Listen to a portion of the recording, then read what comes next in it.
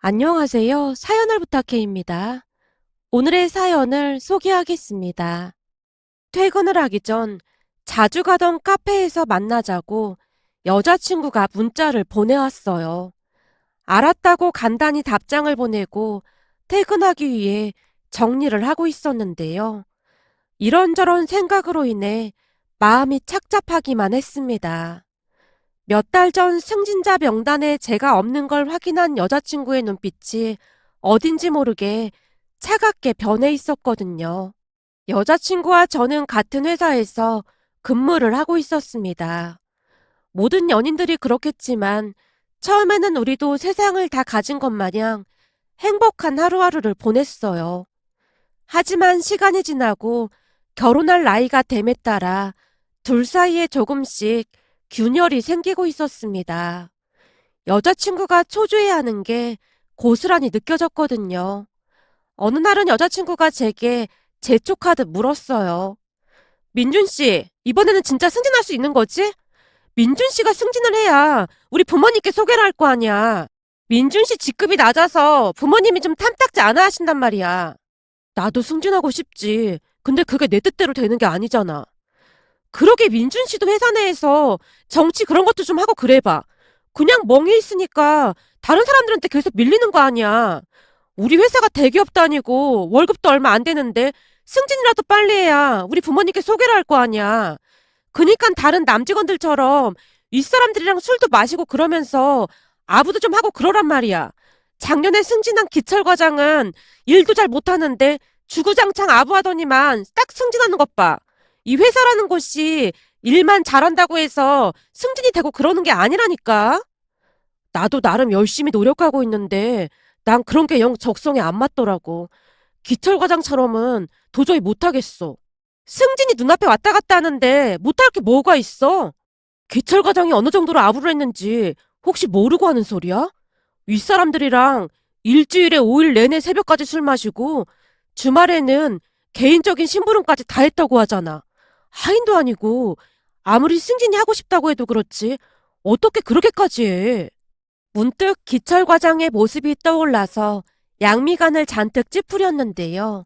그런 식으로 해서 기철 과장이 승진을 했을지는 모르겠지만 회사에서 보는 기철 과장의 모습은 항상 술에 취한 듯 눈이 반쯤 풀린 상태로 누가 보더라도 정상적인 사람의 모습은 아니었습니다. 제가 잔뜩 인상을 쓴 채 고개를 좌우로 흔들고 있었는데요. 여친이 제게 쏘아붙이듯 말을 했어요. 민준 씨, 혹시 회사에서 자기 별명이 뭔 줄 알아? 나도 모르는데 별명이 있었나 보네. 샌님이야, 샌님. 그냥 세워라 내워라. 남자가 야망도 없이 그냥 될 대로 되란 식으로 산다고 사람들이 얼마나 쑥은대는 줄 알기나 해. 사실 내가 마음이 약하니까 지금껏 민준 씨 옆에 있어준 거지. 다른 여자 같았으면 벌써 도망갔을걸? 우리 집에서도 이번에 민준 씨 승진 떨어지면 헤어지라고 난리도 아니란 말이야. 그날따라 여친이 어찌나 몰아붙이던지 심란하기만 했습니다. 하지만 애석하게도 또다시 승진에 떨어지게 되었고 그 뒤 눈에 띌 정도로 여친이 변해갔어요. 이리저리 피하면서 만나기를 꺼려했거든요. 그랬기에 퇴근 후 만나자는 문자를 받았을 때 여친이 이별을 통보할 것이라는 직감 같은 것이 있었던 것 같습니다. 잠시 후 여친을 만나러 카페로 들어갔어요. 여친의 눈빛은 차갑다 못해 경멸스러움이 가득해 보였어요. 분위기가 분위기인지라 제가 먼저 입을 열었습니다. 오랜만이네. 그런가? 민준 씨 승진 떨어진 뒤로 우리 부모님이 하도 달달 볶아서 내가 좀 바빴거든. 진이야, 나도 승진하려고 엄청 열심히 노력했어. 너무 그렇게 몰아붙이지 좀 마. 내가 몇 번이나 말했잖아. 소처럼 그냥 일만 열심히 한다고 승진되는 게 아니라고. 그래서 말인데, 사실 나 오래전부터 이직하려고 준비 중이야. 뭐? 이직? 민준 씨 진짜 대단하다. 승진이 안 될 것 같으니까 이직을 하겠다고? 나 같았음 이직 준비할 시간에 윗사람들이랑 술이라도 한 잔 더 해서 승진할 생각하겠다. 이직 이야기를 꺼내자마자 여친의 목소리가 격앙되기 시작했어요. 준이야, 난 진짜 그건 아닌 것 같아. 일을 아무리 못해도 윗사람들한테 아부만 하면 승진시켜주고 일은 잘하는데 아부도 못하고 술상무도 못한다고 승진에 떨어진다는 게 정상적인 건 아니잖아? 난 정상적인 회사로 갈 생각이야. 그럼 난 닭 쫓던 개가 된 거네? 진이야, 뭘 또 그렇게까지 말하고 그래. 솔직히 둘이 같은 회사에 있는 것도 불편했잖아. 오히려 내가 이직하는 게 서로한테 더 나을 수도 있어. 그니까 너무 가시돋친 말 하지 마. 뭐? 가시돋친 말? 그동안 민준 씨는 나를 그렇게 생각하고 있었구나. 그렇게 생각하다니. 난 그냥 너무 나쁘게 생각하지 말라는 말이잖아. 아니겠지. 그동안 민준 씨는 내가 그런 말들 해서 민준 씨를 괴롭힌다고 생각하고 있었던 거야. 내 말이 틀려? 진이야, 계속 이렇게 말꼬리 잡고 늘어지면 대화를 할 수가 없잖아.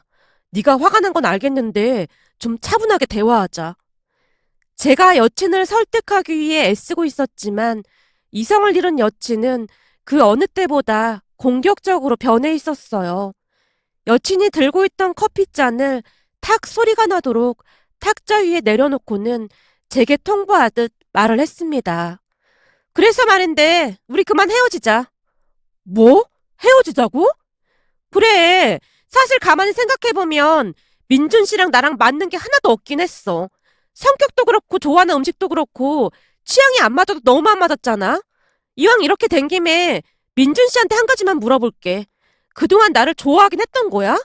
그런 말이 어딨어. 널 좋아하는 마음이 없었다면 2년 동안이나 널 만났겠어? 아니, 그렇더라고. 사실 처음 사귈 때도 내가 민준 씨를 엄청 쫓아다녀서 사귀었던 거잖아?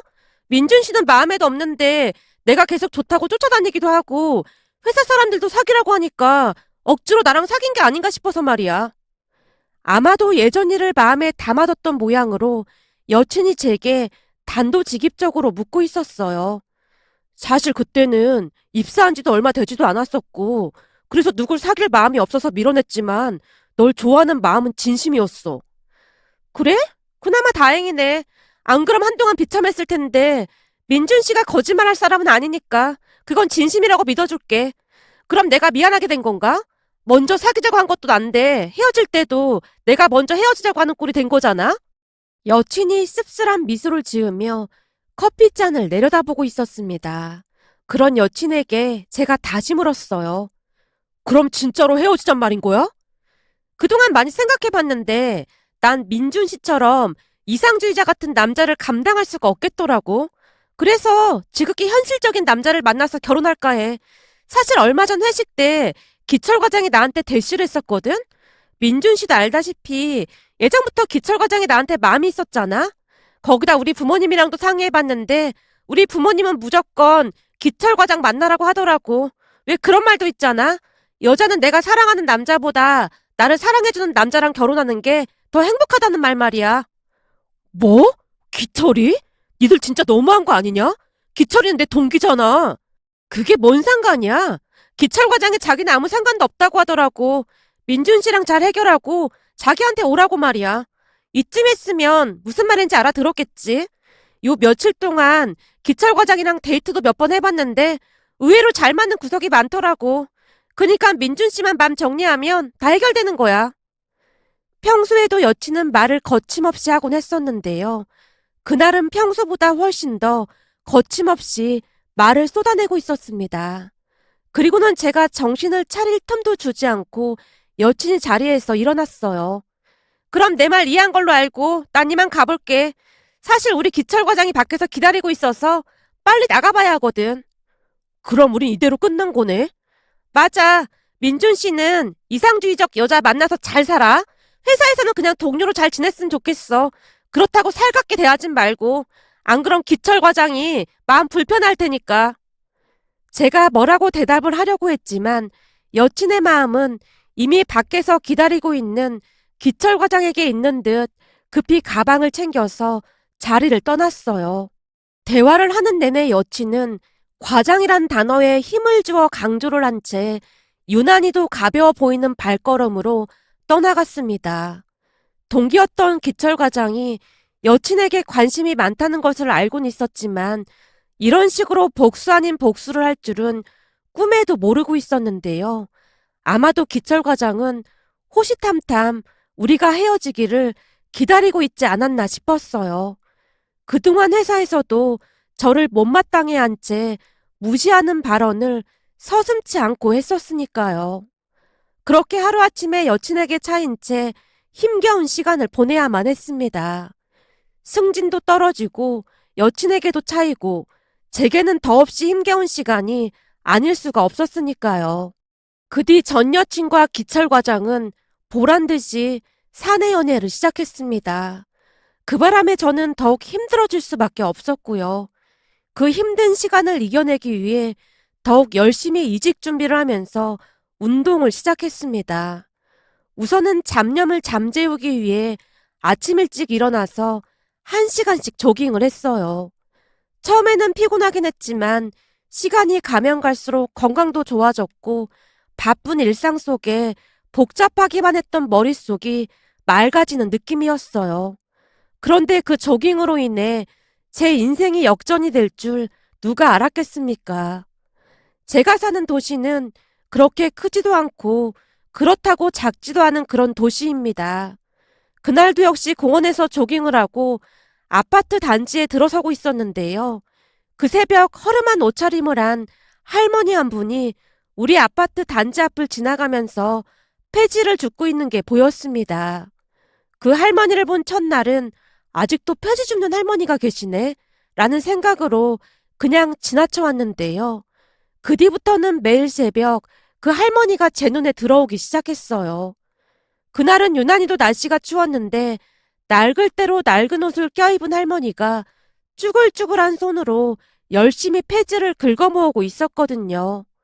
그때 왜 그랬는지는 잘 모르겠지만 순간 제 마음이 움직이기 시작했고 할머니 곁으로 다가가서는 묵묵히 폐지 모으는 것을 도와드리게 되었어요. 제가 다가가자 할머니가 화들짝 놀라며 말을 했습니다. 저기 어지럽히지 않고 다 치우고 가겠습니다. 아무래도 그동안 사람들에게 안 좋은 소리를 많이 들은 것 같아 보였어요. 할머니가 잔뜩 겁에 질려있는 모습이었거든요. 그 모습에 제가 달래듯 조용히 입을 열었어요. 할머니, 괜찮아요. 제가 시간이 좀 남아서 이거 담는 거 도와드리려고요. 추운데 장갑이라도 끼고 하세요. 그러다 큰일 나시겠어요. 아니야, 괜찮아. 하나도 안 추워. 그제서야 안심이 됐던 모양으로 할머니가 환하게 웃고 있었습니다. 총각, 저리 가. 이 박스 더럽고 그래서 금방 지저분해져. 괜찮아요. 어차피 가서 씻어야 하는걸요. 라며 제가 폐지를 리어커에 담아드리고는 집으로 들어가려고 했는데요. 총각, 고마워서 어째? 오늘은 총각 덕분에 일찍 끝났네. 아니에요. 추운데 얼른 들어가세요. 그래, 정말 고마워. 주름 가득한 할머니의 얼굴이 순간 밝게 빛나고 있었습니다. 그렇게 저는 마치 뭐에 홀린 것 마냥 아침마다 폐지 줍는 할머니를 도와드리게 되었어요. 그 다음 날에는 집에 있던 장갑과 엄마가 안 입는다고 장롱에 넣어뒀던 점퍼를 할머니께 가져다 드리기도 했어요. 장갑과 옷을 받아들던 할머니가 눈에 눈물까지 그렁그렁한 채 말을 했습니다. 세상에나 뭐 한다고 이렇게 좋은 걸 갖다 줘. 새 것도 아닌걸요. 집에 있는 건데 나름 따뜻할 거예요. 그렇게 춥게 입고 다니다가 진짜 큰일 나세요. 어쩜 젊은 사람이 이렇게나 착할까나. 고마워. 근데 난 총각한테 뭐 줄 게 없네. 그치만 내가 절대 이 은혜 잊지 않을게. 괜찮다니까요. 추우니까 이거 얼른 담아요. 할머니와 제가 리어커에 폐지를 담고 있었는데요. 순간 누군가 우리 앞에 멈춰서더니 우리 둘을 바라보고 있었어요. 그 바람에 할머니가 깜짝 놀란 채 바들바들 떨고 있었는데요. 저기 금방 갈 겁니다. 지저분하게 안 할게요. 마치 녹음기를 틀어놓은 마냥 할머니가 또다시 그 말을 반복하고 있었어요. 할머니가 워낙 겁에 질려 있었기에 제가 뭐라고 말을 하려고 하던 찰나에 남자가 허리를 숙이며 우리에게 말을 했어요. 같이 하시죠. 나도 종일 시간이 많아서요. 아, 감사합니다. 남자 행동에 안도의 한숨이 새어나왔기에 제가 급히 감사 인사를 했습니다. 젊은 사람이 참 대단하네요. 아, 저도 시간이 좀 많아서요. 제가 배시시 웃고 있었는데요. 나도 시간이 좀 많아서요. 난 김씨요. 그냥 김씨 아저씨라고 불러요. 라며 김씨 아저씨가 빠른 손놀림으로 폐지를 리어코에 담고 있었습니다. 폐지 모임 멤버가 한 명 더 탄생하는 순간이었다고 해야 할까요? 그 뒤 우리는 마치 약속이라도 한 듯 같은 시간 같은 장소에서 폐지 줍는 할머니를 도와드리게 되었습니다. 집을 나서면서 제가 따뜻한 커피와 샌드위치 또는 떡 등을 가지고 가서 셋이 같이 나눠 먹기도 했는데요. 어느 순간부터는 김씨 아저씨도 간식거리를 가지고 나와서 아침부터 회식이라도 하는 그런 분위기가 되어갔어요. 각박한 삶 속에서 잠시나마 따뜻함을 느낄 수 있는 그런 시간이었다고 해야 할까요? 그렇게 서로 친해지게 되면서 김씨 아저씨의 사연도 들을 수가 있었는데요. 아저씨는 대기업을 퇴직하고 조금은 힘든 시간을 보내고 있다고 했습니다. 그러던 와중에 우리 모습을 보게 되었고요.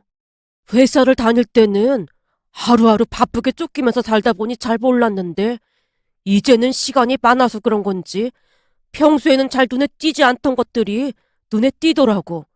그날은 어르신이랑 자네가 유난히도 내 눈에 들어왔어. 왠지 나도 도와줘야 할 것 같다고 해야 할까? 김씨 아저씨가 알 수 없다는 듯이 미소를 짓고 있었습니다. 참 이상하다는 생각이 들었는데요. 그건 저도 마찬가지였으니까요. 어느 날부터 할머니가 제 눈에 들어오기 시작했고 마치 뭐에 홀린 것 마냥 도와드려야 할 것만 같았으니까요. 지금 생각해보면 그 모든 것이 운명이지 않았나 싶네요. 그 뒤에도 우리는 나이를 초월한 채 친구 마냥 참 잘 지냈습니다. 하지만 그런 시간은 오래가지 않았는데요. 겨울이 서서히 물러가고 봄이 찾아오던 어느 날 할머니가 우리에게 말을 했어요. 딱 보니까 이제는 봄이 오려나 보네. 따뜻한 봄날에 조용히 떠나고 싶은 것밖에 아무 소원도 없어. 우리 영감도 따뜻한 봄날 조용히 눈을 감았거든. 이번 봄에는 꼭 우리 영감이 마중을 나왔으면 좋겠구만. 할머니, 무슨 그런 말씀을 하세요. 오래오래 사셔야죠. 아니야. 이 나이에 뭘 더 바랄 게 있다고 오래 살아.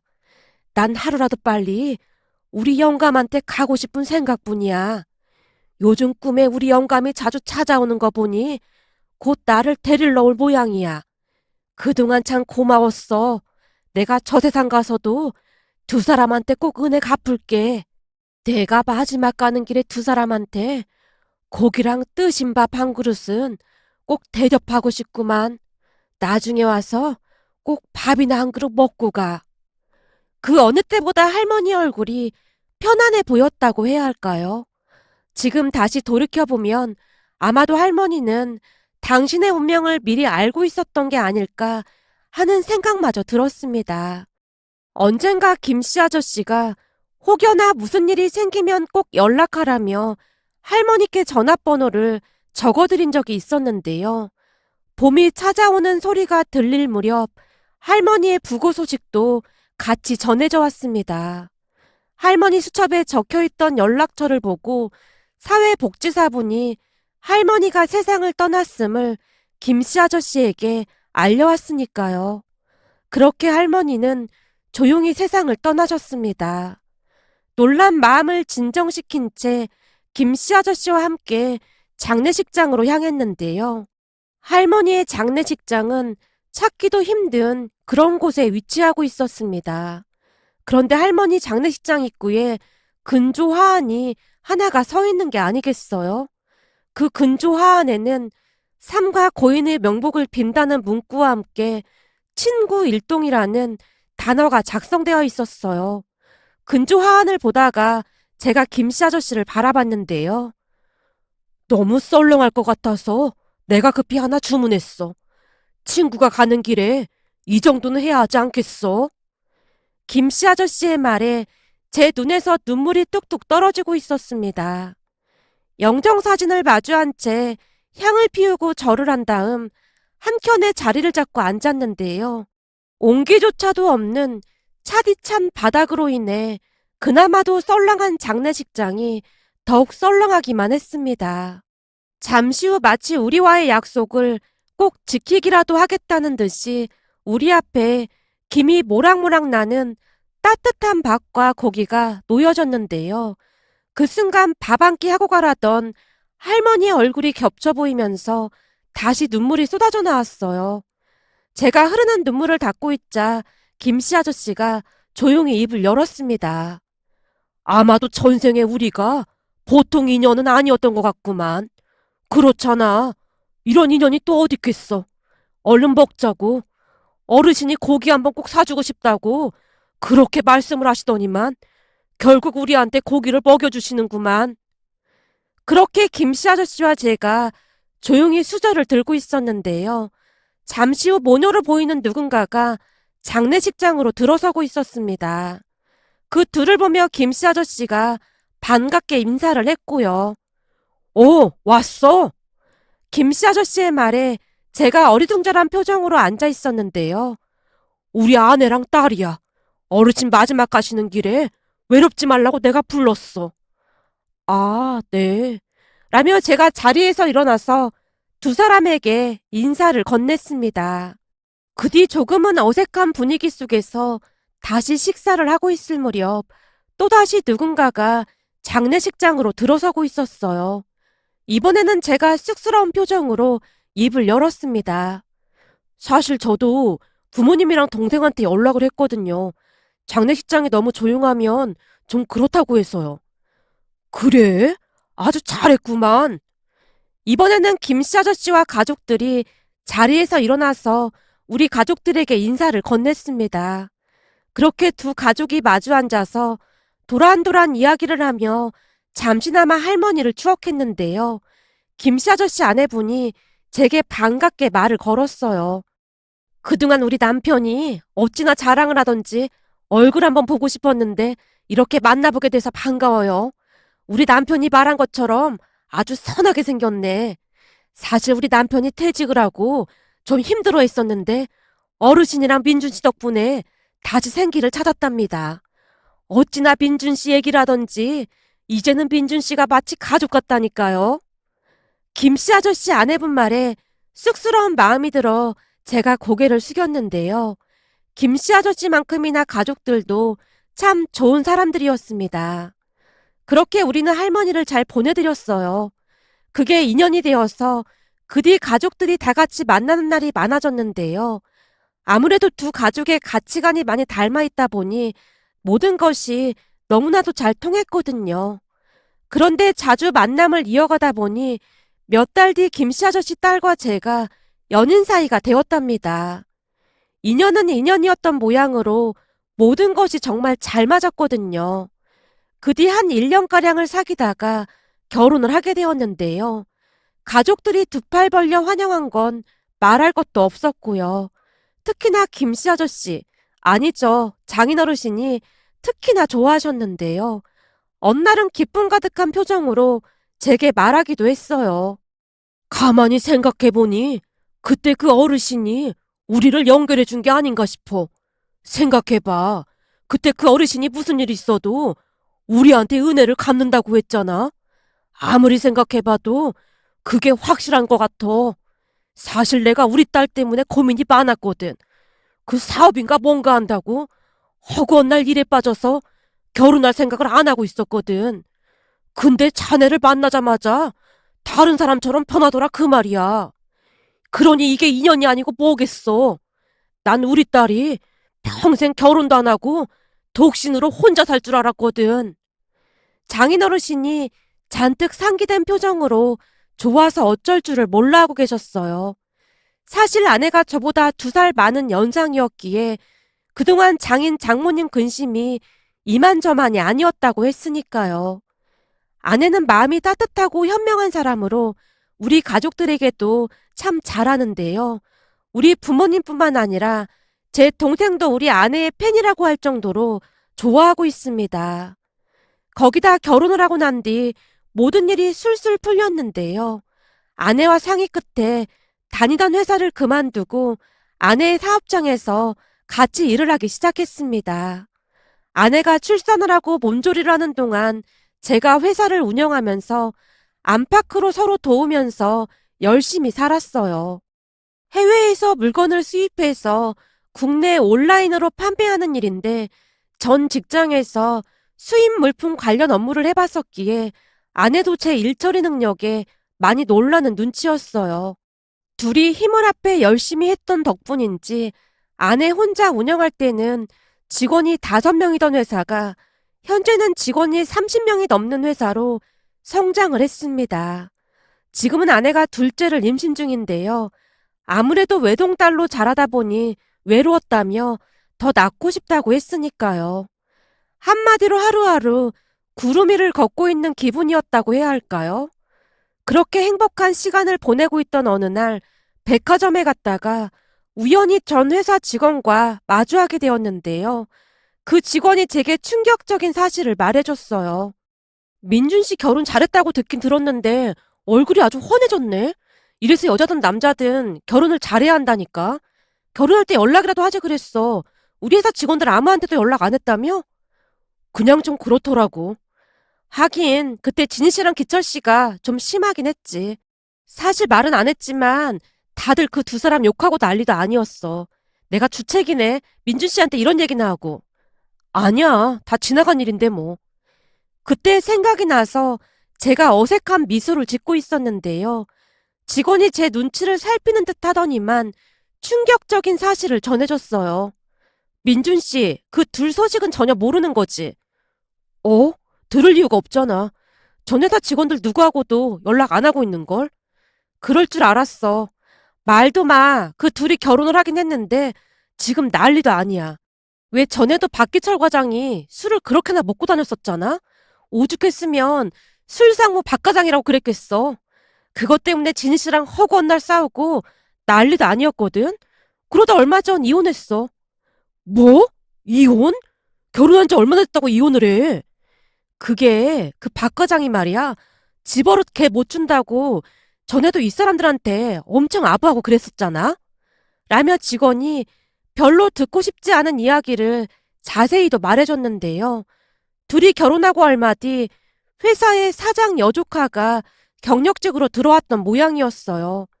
그런데 경력직 직원이 사장 조카라는 말을 듣던 기철 과장의 눈이 돌아갔다는데요. 평소 승진에 욕심이 많던 기철 과장에게는 더할 나위 없이 좋은 기회나 다름이 없었을 테니까요. 기철 과장은 사장 조카에게 거진 올인하다시피 하면서 허구한 날 어울려 다녔다고 하네요. 그러다 어느 순간 둘이 눈이 맞았다는데요. 문제는 둘이 눈이 맞았다는 사실을 사장 조카 남편까지 알게 되었고 회사까지 쫓아와서 회사가 발칵 뒤집어질 정도로 큰 소란이 있었다고 합니다. 그 조카란 사람 남편이 기철 과장의 깃방망이를 올려붙인 건 말할 것도 없었고 가만두지 않겠다고 사무실을 뒤집어 엎고 난리가 났었다고 하네요. 결국 기철 과장 부부는 이혼을 하게 되었답니다. 거기다 사장 조카 남편이 위자료까지 청구하면서 난리도 그런 난리가 없었다네요. 한동안 신나서 말을 하던 직원이 한심하다는 듯이 말을 덧붙였어요. 그 뒤 기철 과장은 회사에서 잘렸고 진희 씨랑은 이혼했어. 그러다 얼마 뒤 진희 씨도 회사를 그만뒀고 말이야. 둘 다 창피해서 회사 다닐 수가 있겠어. 회사를 그만두기 전 진희 씨가 말하기를 민준 씨랑 헤어진 거 엄청 후회한다고 하면서 울며 불며 난리도 아니었어. 근데 회사 사람들 전부 잘 됐다는 분위기야. 한마디로 천벌받았다고 생각하는 거지 뭐. 그 와중에 민준 씨는 잘 된 것 같아서 너무 보기 좋다. 라며 직원이 유유히 사라졌습니다. 그 이야기를 듣는데 그때 전 여친과 헤어진 게 천운이었다는 생각마저 들었는데요. 만약 그렇게 전 여친과 헤어지지 않고 결혼이라도 했더라면 돌아가신 할머니도 못 만났을 테고 그랬다면 지금의 아내도 못 만났을 테니까요. 그 직원의 이야기를 들으면서 돌아가신 그 할머니께서 꼭 은혜를 갚고 싶다고 했던 말이 생각이 났습니다. 아무리 생각해봐도 보통 인연이 아니라는 생각만 든답니다. 앞으로도 항상 감사하는 마음으로 열심히 노력하며 살아가겠습니다. 오늘의 사연은 여기까지였습니다. 즐겁게 보셨다면 구독, 좋아요 부탁드립니다. 고맙습니다.